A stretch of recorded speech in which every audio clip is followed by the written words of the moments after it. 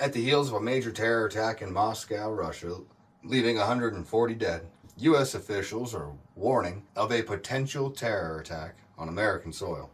If there's anything that gets Americans to like war, it's dead Americans. Sorry. Donald Trump recently said this. And there's a 100% chance that there will be a major terrorist attack in the United States, or many attacks maybe. And it's all because of what's happened over the last 3 years. Hey, not claiming the man's a prophet. He practically predicted 9/11. I really am convinced we're in danger of the sort of terrorist attacks that will make the bombing of the 1993 Trade Center look like little kids playing with firecrackers. The official story about the Key Bridge is being questioned. Some are claiming that the CCP was involved. Many are speculating this was an attack. But folks, it's 2024. And it's just getting started. Because there is a unique geopolitical situation brewing in the Middle East. On October 7th, Hamas decided to attack Israeli citizens. The reason stated for the attack was the Jewish possession of the red heifer and Jewish prayer on the Temple Mount. There are practiced sacrifices occurring on the Temple Mount. Mock sacrifices, if you will. The sacrifice of the red heifer would be with the intent to purify the tools and the priests to rebuild the temple. To rebuild the temple, it is likely the Dome of the Rock, the most important Muslim mosque in all of Islam, would be destroyed. In doing so, it would be a declaration of World War III against the entire Muslim world. So, folks, World War III is on the horizon. Claims that Havana syndrome is due to Russian energy weapons have surfaced. But, yeah, that's probably true, I guess. Our nation's being invaded with military-aged males. It's not if, it's when. In 20 years, historians will say that today was well after the beginning of the Third World War.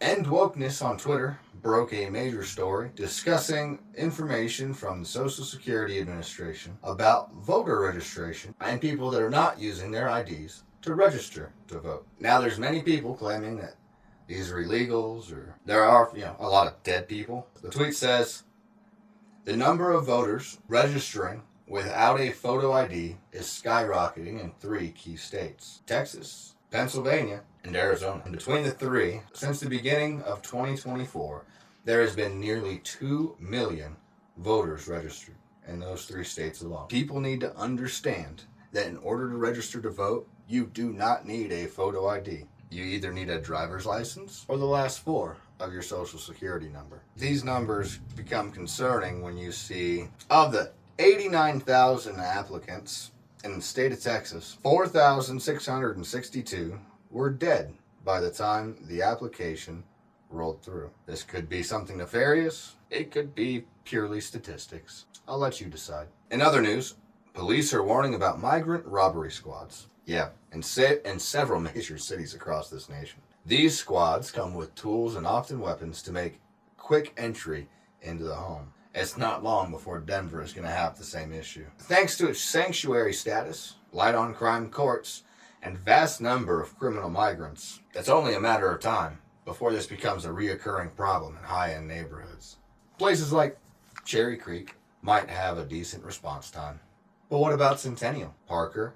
How about Aspen? If these criminals have access to tools and weapons, they likely have access to a vehicle, even if they have to steal it. And guess what? They're willing to do that. If the police take 10 minutes to show up to your house after the phone call, can you guarantee your own safety? Can you guarantee that you will remain unharmed and unmolested regardless of the intent of the perpetrator? Can you think of a tool that might help prevent that from becoming an issue? If you thought of a firearm, you were correct. And if you thought that Colorado Democrats are actively trying to take that right away from you, you're also correct. It has never been more clear that you and your family's safety is only in your hands.